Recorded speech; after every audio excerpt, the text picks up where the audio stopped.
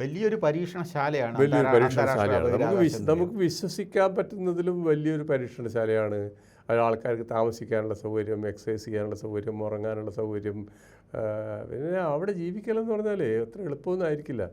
നമ്മളെല്ലാവരും രാവിലെ സൂര്യൻ ഉദിക്കുന്നതിന് തൊട്ട് മുമ്പ്, അല്ല പലരും ഇപ്പോൾ സൂര്യൻ ഉദിച്ചതിന് ശേഷം എഴുന്നേറ്റ് കൃത്യസമയത്ത് കുളിച്ച് പല്ല് തേച്ച് ഒക്കെ ചെയ്യുന്നുണ്ടെങ്കിലും ഈ ക്ലോക്ക് അവർക്ക് ക്ലോക്കായിട്ട് നോക്കാമെങ്കിലും നിങ്ങൾ അവരുടെ ജീവിതം ഒന്ന് ആലോചിച്ച് നോക്കി. 16 പ്രാവശ്യം സൂര്യൻ ഉദിക്കും, 16 പ്രാവശ്യം സൂര്യൻ അസ്തമിക്കും, അല്ലേ? അതെ.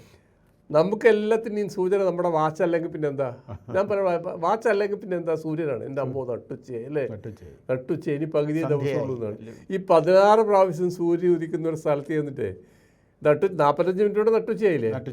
സൂര്യൻ ഉദിച്ചിട്ട് 45 മിനിറ്റ് കഴിയുമ്പോൾ നട്ടുച്ചയായി. അത് കഴിഞ്ഞ് 45 മിനിറ്റ് സൂര്യൻ അസ്തമിക്കുകയും ചെയ്തു. അപ്പോഴേക്ക് ഇല്ലേ 90 മിനിറ്റ് കൊണ്ട് ഒരു ഉദയം ഒരു അസ്തമനവും കഴിഞ്ഞില്ലേ? അപ്പോൾ അതിൽ മാത്രമല്ല, നമ്മൾ മൈക്രോഗ്രാവിറ്റിയിൽ ജീവിക്കുന്നത് നമ്മൾ ചെയ്യുന്നത് പോലെ അല്ലല്ലോ. ഒന്നും നമ്മുടെ മസിലിൻ്റെ കാര്യമായാലും ശരി, നമ്മുടെ ബ്ലഡ് ശരീരത്തിലെ ഫ്ലൂയിഡിൻ്റെ കാര്യമായാലും ശരി, ഉറക്കത്തിൻ്റെ കാര്യമായാലും ശരി, പല്ല് തേപ്പായാലും ശരി, കുളിയേ ഇല്ലെന്നാണ് പറയുന്നത്. വെള്ളം തൊട്ട് കുളിക്കാനേ പറ്റില്ല, സ്പഞ്ച് ചെയ്യാനേ പറ്റുള്ളൂ എന്ന് പറയുന്നത്.